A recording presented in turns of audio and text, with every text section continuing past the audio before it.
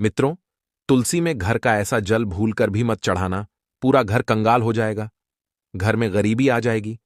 इसी के साथ हम जानेंगे कि वह कौन सी महिलाएं हैं जिन्हें तुलसी मां को कभी भी गलती से भी जल नहीं देना चाहिए, वरना घोर अनर्थ हो जाता है। मां तुलसी के साथ ही मां लक्ष्मी भी हो जाती है। क्रोधित मित्रों, इस बात की पूरी जानकारी के लिए वीडियो को अंत तक जरूर देखना। मित्रों, एक समय की बात है, भगवान श्री हरि विष्णु के पास जब देवर्षि नारद जी आते हैं और भगवान श्री हरि विष्णु जी को देखकर देवर्षि नारद जी कहते हैं, प्रभु आपको मेरा प्रणाम स्वीकार हो। तब भगवान श्री हरि विष्णु जी कहते हैं, हे देवर्षि नारद जी, आप आज वैकुंठ लोक में किस प्रयोजन से पधारे हैं? तब देवर्षि नारद जी भगवान श्री हरि विष्णु जी से कहते हैं कि हे प्रभु, आज मैं आपके पास माता तुलसी के बारे में कुछ ज्ञान की बातें जानने आया हूं, क्योंकि कहते हैं कि गलती से भी अगर कोई स्त्री या पुरुष तुलसी में जल डाल देता है तो वह धनवान हो जाता है, और यदि वही कोई स्त्री या पुरुष तुलसी के पौधे में शास्त्रीय विधि का विरोध करके तुलसी में जल देता है तो तुलसी माता का प्रकोप उसे झेलना पड़ता है। देवर्षि नारद जी की बात सुनने के बाद भगवान श्री हरि विष्णु जी कहते हैं, हे देवर्षि नारद जी, आज आपने सभी के मन को लुभाने वाली बात कही है, क्योंकि मनुष्यों की एक गलती का फल उसे भोगना पड़ता है। स्वयं लक्ष्मी जी उसके घर को छोड़कर चली जाती है। इसलिए प्रत्येक मनुष्य को तुलसी में जल देते समय इन बातों का विशेष ध्यान रखना चाहिए। माता तुलसी की आराधना से प्रत्येक मनुष्य को वैकुंठ लोक में स्थान प्राप्त होता है। पृथ्वी लोक पर वह मनुष्य एक यशस्वी जीवन व्यतीत करता है। हे देवर्षि नारद जी, मैं तुमको एक कथा के माध्यम से बताता हूं कि तुलसी माता की आराधना मात्र से मनुष्य को किस प्रकार से मेरे श्री कृष्ण अवतार की प्राप्ति होती है। अब भगवान श्री हरि विष्णु जी कथा को सुनाना आरंभ करते हैं और कहते हैं, हे देवर्षि नारद जी, यह कथा कार्तिक मास की है। सिकंदरपुर नामक गांव में एक बुढ़िया औरत रहा करती थी। वह बुढ़िया औरत भगवान श्री कृष्ण के साथ माता तुलसी की बहुत बड़ी भक्तन थी। वह हर रोज तुलसी माता को जल देती थी और उनकी आराधना करने के बाद उनसे वरदान मांगती हुई कहती थी, हे तुलसी माता शक्तिदाता, मैं तेरी विलासी हूं, मुझे ढेर पीतांबर की धोती दे, मीठा मीठा प्यार दे, वैकुंठ में वास दे, चटक की चाल दे, पटक की मौत दे, चंदन का काट दे, दाल भात दे, भोजन दे, ग्यारस की मौत दे और कृष्ण जी का कांधा दे। वह बुढ़िया माई कार्तिक मास में हर रोज तुलसी माता को जल देती थी और यही बात हर रोज तुलसी माता जी के सामने कहती रहती थी। जब उस बुढ़िया का रोज रोज का यही होने लगा, तब उस बुढ़िया की बातें सुनकर तुलसी माता सूखने लगी। अब भगवान श्री हरि विष्णु जी कहते हैं, हे देवर्षि नारद जी, तब मेरे ही एक अवतार श्री कृष्ण वहां प्रकट हुए। जब उन्होंने माता तुलसी जी को ऐसे सूखते हुए उन्होंने देखा तो पूछा, हे तुलसी माता, यह तुम क्या कर रही हो? तुम्हारे ऐसे सूख जाने का कारण क्या है? तुम्हें तो हर रोज सभी औरतें सींचती रहती हैं, फिर भी तुम सूखती जा रही हो। तब तुलसी माता वहां पर प्रकट होकर कहती हैं, हे प्रभु, एक बुढ़िया है जो इसी घर में रहती है। वह रोज मेरे पास आती है और हर रोज एक ही बात कहती है, हे तुलसी माता शक्तिदाता, मैं तेरा बिरला सींचती हूं, मुझे बहुत ढेर सारा पीतांबर की धोती दे, मीठा मीठा क्लास दे, वैकुंठ में वास दे, चटक की चाल दे, पटक की मौत दे, दाल भात दे, भोजन दे, ग्यारस की मौत दे और कृष्ण जी का कांधा दे। हे भगवन, मैं उसकी सारी मन्नतें पूरी कर दूंगी, लेकिन श्री कृष्ण जी का कांधा मैं कहां से लाऊंगी? इसलिए ही मैं सूख रही हूं। तुलसी माता की इन बातों को सुनकर भगवान श्री कृष्ण हंसते हुए बोले, हे देवी तुलसी, तुम मेरे कांधे की चिंता मत करो। जब वह बुढ़िया मरेगी तो मैं अपना कांधा देने स्वयं आ जाऊंगा। अब माता तुलसी से इतना कहकर भगवान श्री कृष्ण वहां से चले गए। अब कुछ दिन वह औरत ऐसे ही तुलसी में जल डालती रही और तुलसी माता से एक ही चीज मांगती रही। कुछ दिन बाद जब उस बुढ़िया का अंतिम समय नजदीक आया, तब एकादशी के दिन बुढ़िया माई की मृत्यु हो गई।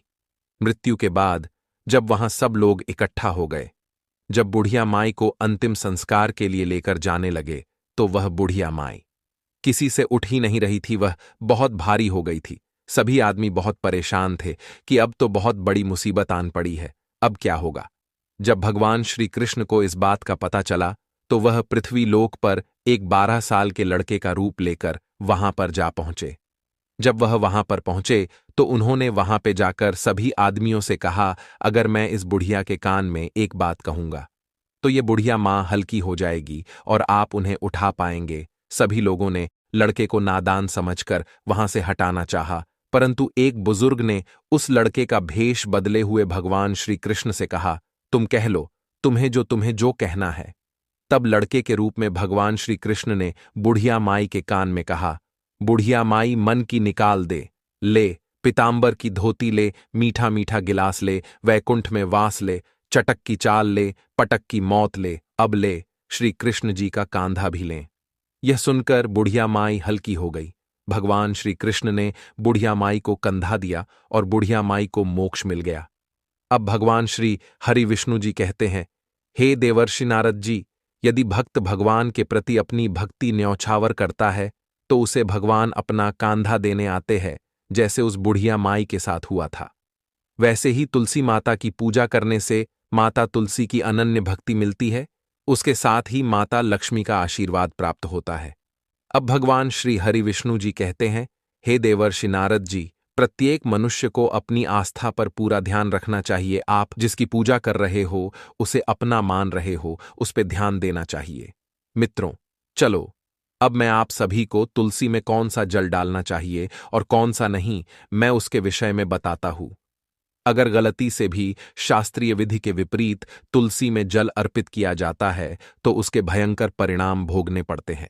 शास्त्रों के अनुसार जहां पर तुलसी का पौधा होता है वहां पर शांति फैली होती है, महालक्ष्मी अस्थायी रूप से वहां पे वास करती है।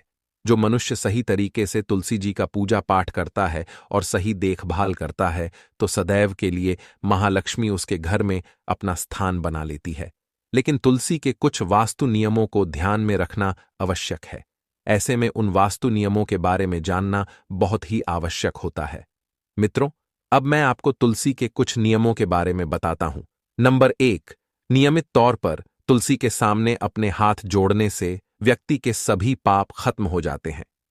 ऐसे में उस व्यक्ति के अंदर एक नई ऊर्जा का संचार होता है जो उसे कामयाब बनाती है। नंबर 2, शास्त्रों के अनुसार तुलसी माता अगर जिस व्यक्ति पर मेहरबान हो जाती है तो उसे रंक से राजा बना देती है। इसीलिए माता लक्ष्मी की सच्चे दिल से जो व्यक्ति पूजा पाठ करता है उसे उसका फल अवश्य मिलता है। नंबर 3, तुलसी के पौधे के पास प्रतिदिन पूजा पाठ और शाम को दीपक जलाने से व्यक्ति की सभी इच्छाएं पूरी होती हैं। नंबर 4, यदि कारोबार कम चलता है या पूरी तरह से ठप हो गया है तो ऐसे में परेशान ना होकर हर शुक्रवार के दिन घर में तुलसी के पौधे में कच्चा दूध चढ़ाते रहें। आपकी परेशानी जल्द ही दूर हो जाएगी। तुलसी माता अपने भक्तों को कभी भी निराश नहीं करती है। नंबर 5, जहां पर अस्थायी रूप से आमतौर पर तुलसी में दीपक जलता है तो भूलकर भी भूत प्रेत आत्मा उस घर में भटकती भी नहीं है, बल्कि जहां पर तुलसी का पौधा लगा होता है तो उस घर से नकारात्मक ऊर्जा कोषों दूर रहती है। नंबर 6, अगर घर में पैसों की तंगी रहती है और घर की जमा पूंजी धीरे धीरे कम होती जा रही है तो ऐसे में आप तुरंत तुलसी का पौधा घर पर ले आए और नियमित रूप से उसकी पूजा करें। उसके बाद आपको तुलसी माता का चमत्कार देखने को मिलेगा। नंबर 7, 100 गुना फल की प्राप्ति के लिए भगवान विष्णु जी की आराधना में तुलसी के पत्तों का बहुत महत्व है। कहते हैं, अगर आपके पास भगवान को चढ़ाने के लिए कोई भोग ना हो तो केवल तुलसी का पत्ता चढ़ा दें, वह प्रसन्न हो जाती है। वैसे तो प्रत्येक देवी देवता की पूजा में तुलसी दल का उपयोग किया जाता है, लेकिन भगवान शंकर और गणेश की पूजा में तुलसी का उपयोग नहीं किया जाता है। नंबर 8, अगर आपके बच्चे को किसी की बुरी नजर लगी है तो उसे बचाने के लिए तुलसी के 7 पत्ते और 7 काली मिर्च के दाने मुट्ठी में लेकर बच्चे के सिर से पैर तक 7 बार उतारकर घर के पीछे की तरफ रख देना चाहिए, तब सब ठीक हो जाता है। यह आपको घड़ी की सुई की दिशा में उतारने के बाद करना है। नंबर 9, परेशानी को जड़ से खत्म करने के लिए और बीमारी को दूर भगाने के लिए शाम होने से पहले 4-5 तुलसी के पत्ते तोड़कर तकिए के नीचे रखकर सो जाएं और सुबह होने के बाद कुछ पत्ते भगवान को चढ़ाए। उसके बाद धीरे धीरे सभी समस्याएं खत्म हो जाएंगी। नंबर 10, ज्योतिष शास्त्र के अनुसार कहा जाता है कि तुलसी की माला पहनने से बुध ग्रह बलवान हो जाता है। तुलसी की माला पहनने से सभी प्रकार के सुख मिलते हैं और कोई बुरी नजर कभी नहीं लगती है। तुलसी की माला पहनने से पहले इसे गंगाजल और धूप दिखाना चाहिए। तुलसी की माला पहनने से पहले मंदिर में जाकर श्रीहरि की पूजा करनी चाहिए। जो लोग तुलसी की माला पहनते हैं तो उन्हें प्याज, लहसुन और मांस मदिरा का सेवन छोड़ देना चाहिए। नंबर 11। यदि किसी का कार्य सफल हो जाता है तो ऐसे में आप तुलसी के पौधों की जड़ों को लेकर उसे गंगा जल से धो लें। इसके बाद इसकी ठीक तरह से पूजा करें और फिर पीले कपड़े में बांध कर रख दें। धीरे धीरे आपकी सभी समस्याओं का अंत हो जाएगा। नंबर 12। जो व्यक्ति तुलसी के पाउडर का इस्तेमाल करते हैं तो वह हमेशा भयंकर से भयंकर बीमारी से बचे रहते हैं, तो उसी का पाउडर कई अनेकों बीमारियों को जड़ से खत्म करता है। नंबर 13।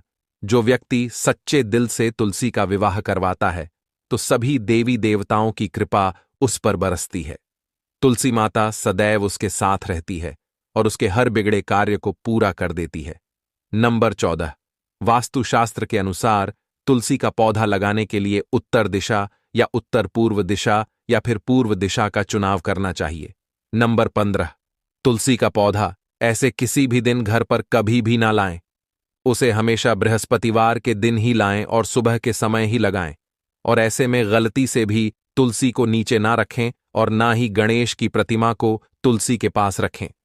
साथ ही मनुष्यों को इस बात का विशेष ध्यान रखना चाहिए, तुलसी पर सदैव शुद्ध जल चढ़ाना चाहिए। अगर जो पानी पीने के लायक ना हो तो ऐसे जल का उपयोग ना करें जो जल पीने के लिए उपयोग में लिया जाता हो। ऐसे ही पानी को तुलसी माता को देना चाहिए। इसके अलावा कुछ और बातों पर भी ध्यान देने की जरूरत है। जिन लोगों के घर पर तुलसी का पौधा नहीं होता है वहां पर कबूतर अपना घोंसला बना लेते हैं। इसे बुरे केतु की निशानी माना जाता है। ध्यान देने वाली बात यह है कि दक्षिण पश्चिम में और दक्षिण में हमेशा श्यामत रखी जाती है। जिस तुलसी के पौधे में पत्तियां बिल्कुल हरी और बड़ी होती हैं, इसे तुलसा जी भी कहते हैं। तुलसा जी को दक्षिण दिशा में रखने पर वास्तु दोष दूर होता है। दोस्तों, तुलसी को घर की छत पर रखना शुभ नहीं माना जाता। अगर आपके पास तुलसी जी को छत पर रखने के सिवाय कोई और जगह नहीं है तो एक विशेष उपाय करें। तुलसी को कभी भी अकेले ना रखें, हमेशा उसे केले के पौधे के साथ रखें। दोनों पौधे बिल्कुल साथ में रखिए, इससे आपको वास्तु दोष की हानि नहीं होगी। सबसे ज्यादा जो महिलाएं मासिक धर्म के दौरान तुलसी जी की पूजा करना चाहती हैं तो मासिक धर्म के दौरान औरतें अपवित्र होती हैं और इसीलिए मासिक धर्म के दौरान कुछ काम ऐसे हैं जो नहीं करने चाहिए, जैसे अचार को हाथ नहीं लगाना चाहिए, वह खराब हो जाता है। मंदिर नहीं जाना चाहिए, चौराहे पर नहीं जाना चाहिए क्योंकि इससे बुरी नजर लग सकती है। ऐसे ही पौधों में पानी भी नहीं देना चाहिए, इससे पौधे सूख जाते हैं। और कोई भी धार्मिक कार्य भी नहीं करने चाहिए। इसीलिए आपको मासिक धर्म के दौरान तुलसी को जल भी अर्पण नहीं करना चाहिए, तुलसी व्रत भी नहीं करना चाहिए, तुलसी के पास भी नहीं जाना चाहिए, वरना तुलसी का पौधा सूख सकता है। तुलसी अपवित्र हो जाती है तो उसकी पवित्रता का ख्याल रखा जाना चाहिए। मासिक धर्म के दौरान चौथे दिन स्नान करने के बाद ही आपको कोई धार्मिक कार्य करना चाहिए। मित्रों, आशा करते हैं आपको यह वीडियो पसंद आई होगी। अगर आपको यह वीडियो पसंद आई है तो इस वीडियो को लाइक अवश्य करें और सभी के साथ शेयर भी करें। साथ ही मित्रों, हमें कमेंट करके बताएं कि आपको और कौन सी पौराणिक जानकारी के बारे में आपको जानना है। अगर आप सभी इस चैनल पे नए हैं तो इस चैनल को सब्सक्राइब करें। बाकी मित्रों, वीडियो को यहां तक देखने के लिए आप सभी का दिल से धन्यवाद।